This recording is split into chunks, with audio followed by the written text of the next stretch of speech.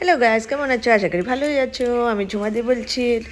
তো দেখো, আমাদের গুয়াহাটিতে যে নতুন ব্রিজটা হয়েছে, ফ্যান্সি বাজার থেকে আমিনগাঁও যাওয়ার ডাইরেক্ট ব্রিজটা হয়েছে, খুব বিশাল বড় ব্রিজ। তো ওটাকে দেখতে তো সবাই যাচ্ছে।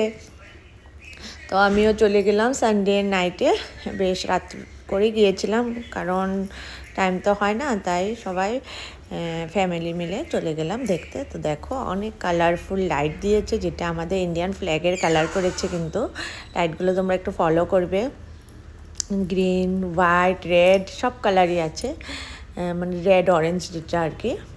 তো খুব ভালো লাগছিল, আর অনেক ভিড় ছিল ওই দিন। আমরা যেহেতু একটু লেট করে গেছে, সে তেমন একটা গ্যাদারিং পাইনি, কিন্তু ছিল, মোটামুটি ভালোই ছিল। তো দেখো, সবাই আমরা এখানে দাঁড়িয়ে একটু সেলফি টেলফিও তুলেছি, সবাই তুলছিল। খুব এনজয় করেছি, আর হেঁটে এতই ভালো লাগছিলো, কারণ এখন তো গাড়ি ঘোড়া চলতে দিচ্ছে না।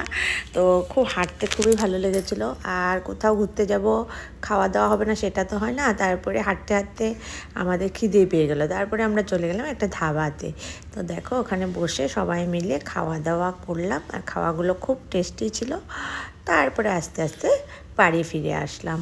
তো কেমন লেগেছে ব্লগটা বলবে। Bye bye.